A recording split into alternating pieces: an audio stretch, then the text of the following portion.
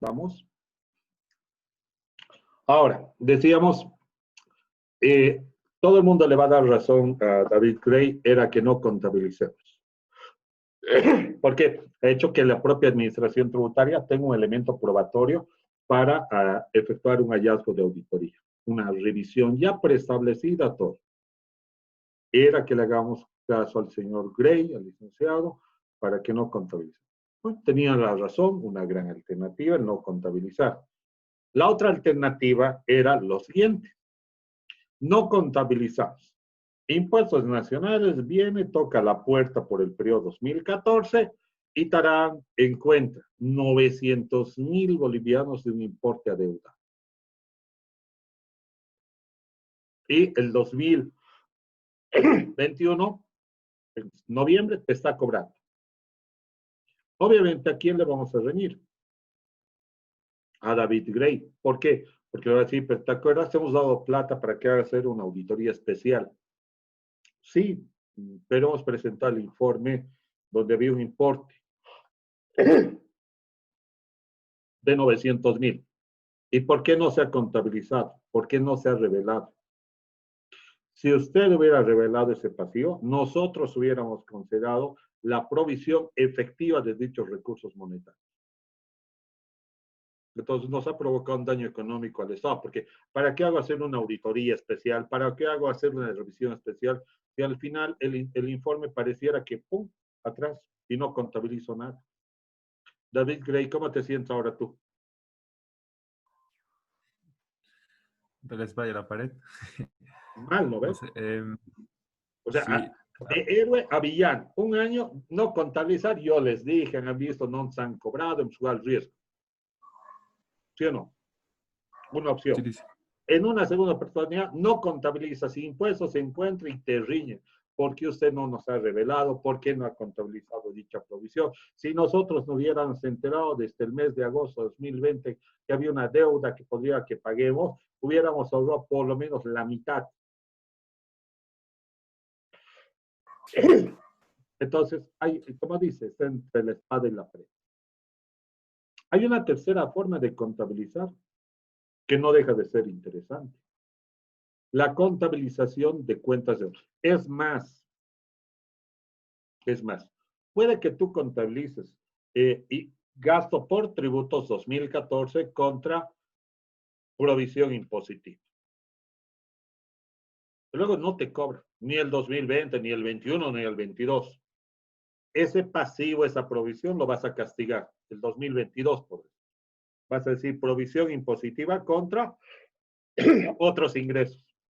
Pregunto, ¿esos otros ingresos pagarán igual? Sí, porque es como si el Estado te hubiera dicho, toma, te lo regalo, han pasado 8 años. Ya no puedo prescribir. Ya han pasado los 8 años, he perdido la facultad o fuerza de poder fiscalizar o controlar. Entonces, igual la contabilización y que termina en un mal puerto, por decir, para la administración tributaria, porque no te cobra, igual tú contablemente tienes que castigar. Entonces, también lo interesante es que lo contabilizas como un pasivo. Digo, como una cuenta de orden. Si tú contabilizas como una cuenta de orden, estarías contabilizando una cuenta de control. Las cuentas de orden. ¿Quién se ha llevado contabilidad de bancos y entidades financieras? No creo que alguien no haya llevado.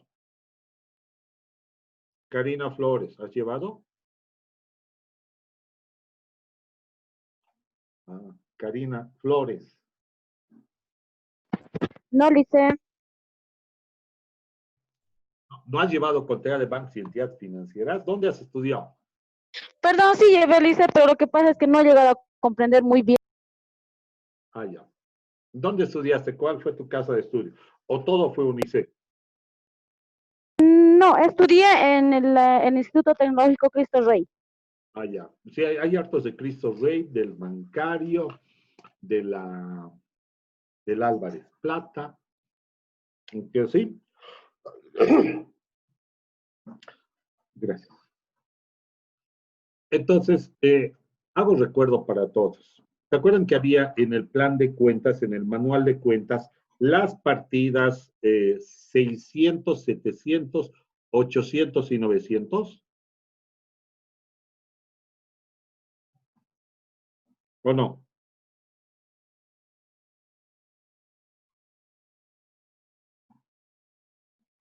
¿No se acuerdan? ¿Alguien?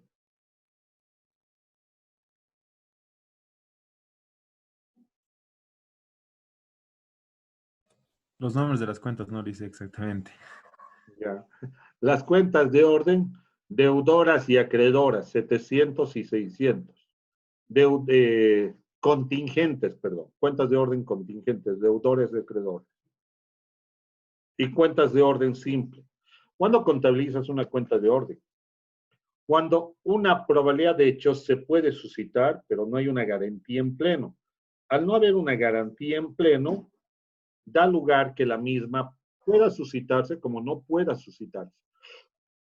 Por ejemplo, cuando una cuenta por cobrar es castigada, o sea, dado de baja, tú ya no podrías tener en tu plan, en tu estado de cuentas, ni en tu contabilidad cuentas por cobrar a una determinada persona. ¿O no? No podrías, porque el castigar significa dar de baja. ¿O no? Leonardo me decía, las cuentas de orden solo sirven para control. Sí, muy bien. Y ahí, por ejemplo, las cuentas por cobrar castigadas das de baja, pero habilitas una cuenta por cobrar de orden de control, en el cual colocas el nombre del sujeto que te debía. De aquí a 3, 4, 5 años, sigues manteniendo esa base de datos. No es porque vayas a cobrar, simplemente para tener una bitácora o récord de sujetos que te debían y no te pagaron. Y eso, indiscutiblemente, lo utiliza el sistema financiero.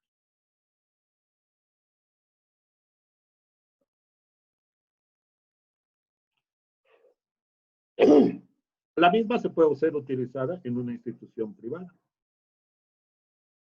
Otra, por ejemplo, cuando una institución, esto lo enchufo.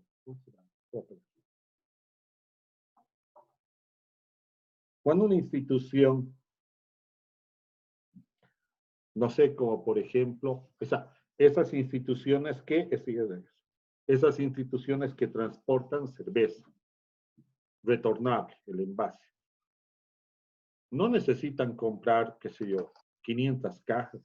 Ellos trabajan con las cajas de las empresas cerveceras, en este caso de CBN.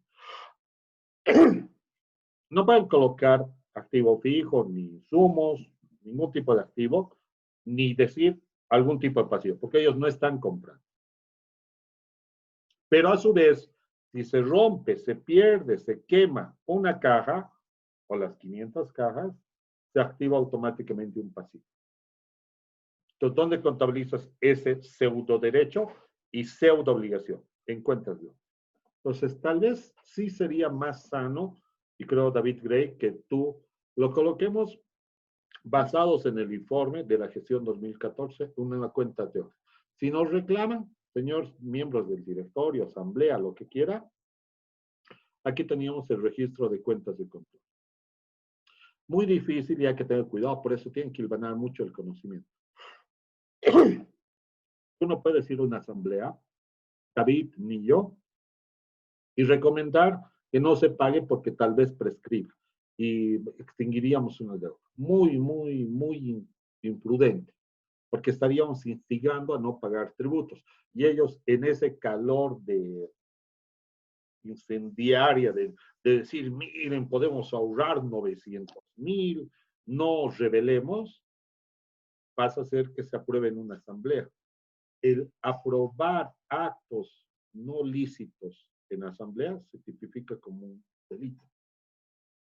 Y la responsabilidad se vuelve solidaria por parte de los socios. Entonces es una situación muy delicada.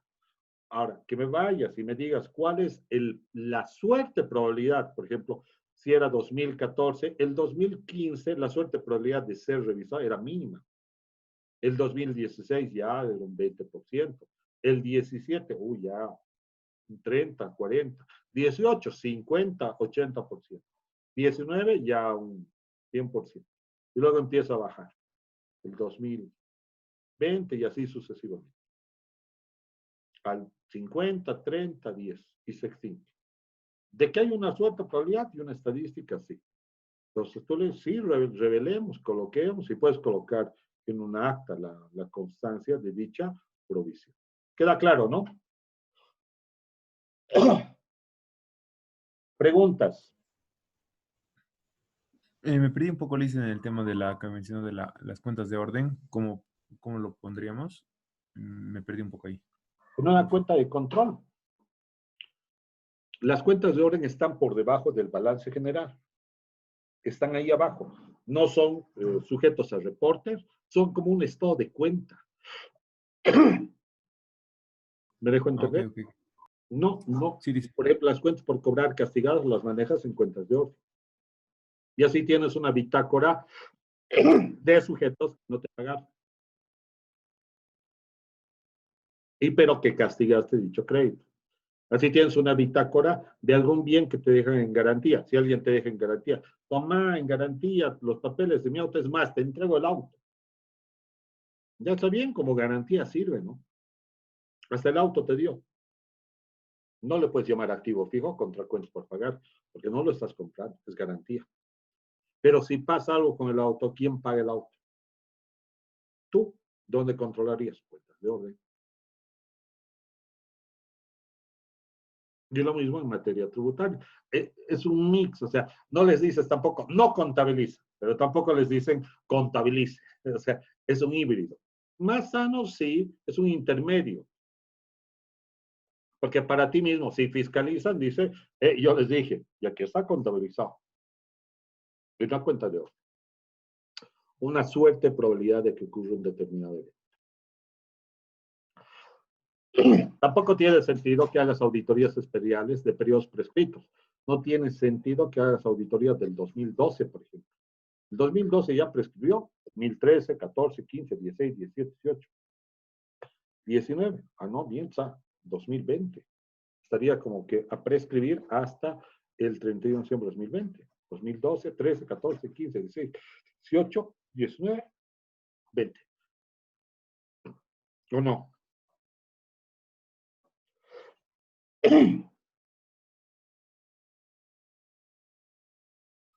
¿Sí? Entonces no tiene sentido. 2011 ya prescribió. 12, 13, 14, 15, 16, 17, 18, 19. Ya prescribió el 2011 en plenitud y en total apego a la normativa. O sea, imposible, no tiene sentido hacer auditorías del 2011, del 2010. Ahí lo recomendable es, perfecto, revélese que no corresponde porque ya no corresponde al lugar porque se ha dado la prescripción. Pero si la empresa dice, no, usted tiene que revisar porque hay un daño económico al Estado, hay un daño económico no solamente en materia tributaria, sino hay un daño económico en materia financiera. Y su informe técnico nos permitirá iniciar la acción civil para contra un determinado gerente. Entonces, bueno, igual haces el informe porque el fin va a ser otro, ¿no? No va a ser necesariamente tributario.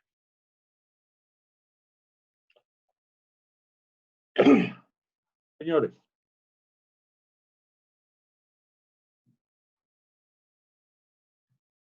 tengo un ratito, a ver.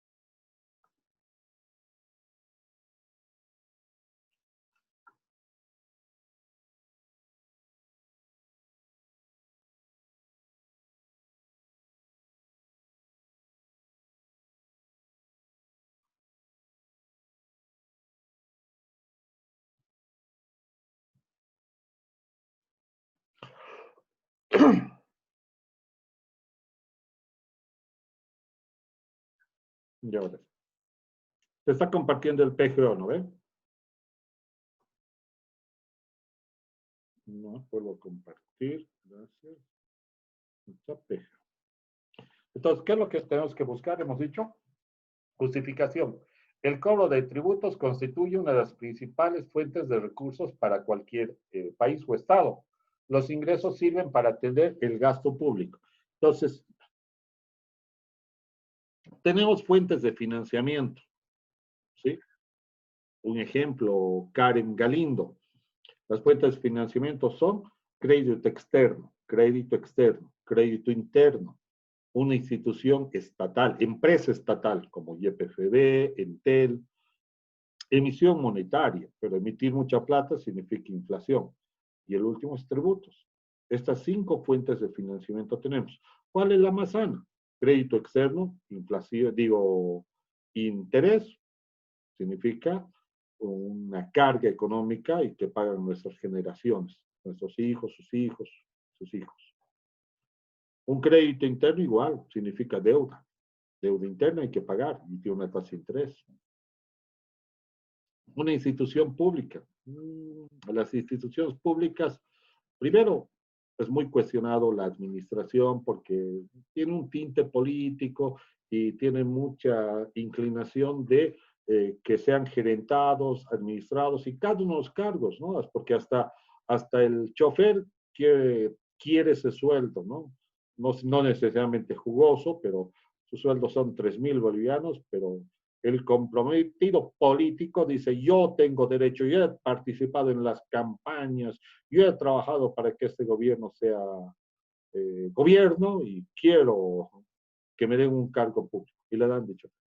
Entonces son muy peleados y lamentablemente la eficiencia de una empresa como tal pública tiende a deteriorarse. Bueno, si hay una pérdida, lo asumimos todos los bolivianos. Si hay utilidad, lo asumimos todos los bolivianos. Emisión monetaria, inflación. 1982-85, hiperinflación. 26.000% de inflación. Imagínense. Y por último, el cobro de tributos. El de tributos es el más barato. ¿Por qué? Porque solo se verifica en quien ha perfeccionado el hecho generador o el nacimiento del tributo y el pago. Entonces, es una fuente de funcionamiento que permite para atender que si recaudas plata, entre ellos tributos, que es el más débil, lamentablemente. ¿Saben una realidad? ¿Cuál es nuestra realidad en Bolivia? El 60% de la economía nacional es economía informal. El 62%, según estudios estadísticos.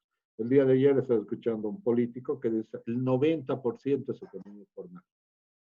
Imagínense, y justamente reclama, al ser economía informal, el 90% no tiene seguridad laboral, no tiene seguridad institucional, empresarial, porque es lo que hemos decidido los bolivianos, ser informales.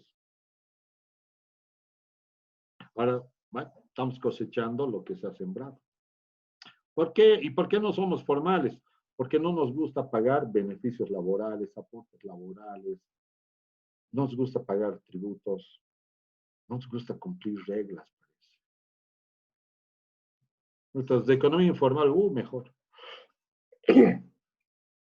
Datos de estudios serios dicen el 62%. O sea, ni tributa ni aporta nada al erario nacional. El 38% que queda tiene un nivel de evasión, o sea, evade, encima dice 38, yo tengo. Yo aporto, yo facturo todo. ¿A todo? Sí, casi todo. ¿Casi todo? Bueno, un poco. ¿Y cuánto facturas? El 30%. Y el otro 70% evado tributos. Entonces, lamentablemente, los empresarios, los que deciden hacer una institución, un emprendimiento formal, no es porque ellos, ustedes van a decir, malandrín, ladrón, ¿cómo le robas al Estado? Oye, es 38% que quiere aportar. y hay un 62% que, yupi, no paga nada, vende, tiene actos comerciales. ¿Cómo creen que este que tiene economía formal va a ser competitivo con este que tiene economía informal? ¿Sí o no? No va a tener competencia. Son muy pocos. Entonces, esos señores tienden a subditarse y reducir y corren riesgos fiscales. ¿Está claro? Esa es una gran realidad. Y es un punto muy delicado en nuestro. Ahora, ¿para qué cobra el Estado tributos o recauda plata? Para el cumplimiento de sus fines. Salud, educación, deportes, claro, salud, educación, actividades deportivas, culturales, de seguridad, de salud, infraestructura y para los propios gastos operativos. Es decir, vale decir, para pagar salarios a los administradores del Estado. Llámense ministros, asesores, secretarios, choferes, presidente, vicepresidente, para esos. La misma gerencia de impuestos nacionales, Graco, distrital, vive de los tributos, porque tributos pagas al TGN y el TGN redistribuye para los gastos. Entre ellos los impositivos. Salarios. Entonces, ¿qué es lo que se busca? Lograr el cumplimiento tributario de los contribuyentes en forma voluntaria, dentro del marco establecido en disposición. Lograr que los contribuyentes declaren y paguen los tributos que les corresponden por las actividades que realizan en una tarea. Es una tarea difícil, pero no imposible. Y es justamente donde surge la importancia de la auditoría tributaria. Saben que ustedes en Bolivia es el segundo país con mayor actividad de emprendimiento. El emprendedurismo es bien marcado, pero es el primer país en tener el primer nivel, si quieren, en cierres de negocios de emprendedurismo. O sea, comienza un negocio, buena idea, 3 años y se cierra. ¿Por qué? Porque esta economía del 90% te asfixia. Tú dices, funda empresa, licencia de funcionamiento, facturas, beneficios laborales, registros, ministerio, caja, no. 3 años, bueno. Las pymes sobreviven, pero se quedan en esa cultura muy, no quiero ser más grande, ¿por qué? Porque me van a controlar mucho. Y las empresas nacionales, que son muy pocas, que tengan más de 30 años, han aprendido a sobrellevar ese error tributario. Pero igual, su cultura de conocimiento tributario es tan bajo que una transnacional viene, hace lo mismo que una empresa nacional con una trayectoria de 30 años y tiene un margen de beneficio del 8 al 12% más, solo por su gestión tributaria. Imagínense. Es mucho más eficiente. Entonces, es un elemento de cultura el cambiar, porque las empresas que ya tienen adoptado una cultura tributaria están destinadas a permanecer en el tiempo. Que tienen que optar por una cultura transnacional, sí, donde es recomendable que una empresa con 30 años ya esté pensando en crear una sucursal en otro país, establecer un negocio en otro país. Y ahí sí va a aprender las reglas de juego en contexto. ¿Ya? Entonces, se expande la sensación de riesgo el hacer una auditoría a la población de tal forma que cada vez se disminuya la brecha entre el impuesto real y el impuesto declarado. La auditoría tributaria puede ser realizada, hemos dicho, por firmas de auditoría externa, de 1.200.000, por la propia administración tributaria, de impuestos nacionales, ¿sí? En la auditoría externa hay 2 tipos de auditoría. Una por formalidad de 1.200.000 y una solicitud del contribuyente. Podrías ir a impuestos y decir, ayúdeme a determinar una deuda que tengas del 2014, lo podrías hacer, pero eso es determinación mixta, igual la vas a tener que pagar. Entonces, existe una objetiva evidencia que establece informar sobre el grado de correspondencia entre la información examinada y los criterios establecidos de la auditoría tributaria. Y se busca obtener evidencia suficiente y competente para determinar el cumplimiento de las obligaciones tributarias del sujeto pasivo, conforme a normas de carácter tributario en el momento del hecho generador. Yo les decía, nosotros en la auditoría en general, cualquiera de estos tres tipos de auditoría, nos regimos en una fuente normativa y en una fuente documental para evidenciar el hecho generador, el nacimiento de la obligación tributaria. Es importante resaltar el grado de evasión impositiva que existe en nuestro país, siendo un reto cada vez mayor el mejorar las habilidades y destrezas de quienes realizan auditorías tributarias para detectar oportunamente los errores u omisiones, inclusive irregularidades. Señores, yo tengo una conferencia, por eso también un poquito más elegante nos hemos puesto como tal. Les pediría que lo dejemos hasta acá. La siguiente clase lo terminamos el contexto del sílabo y estaríamos resolviendo su cuestionario. En la plataforma ya está el cuestionario como tarea, así que ya lo pueden subir. ¿Alguna pregunta hasta acá, señores? El sílabo también lo voy a subir. Ese sílabo que estamos manejando. ¿Alguna inquietud? Lice.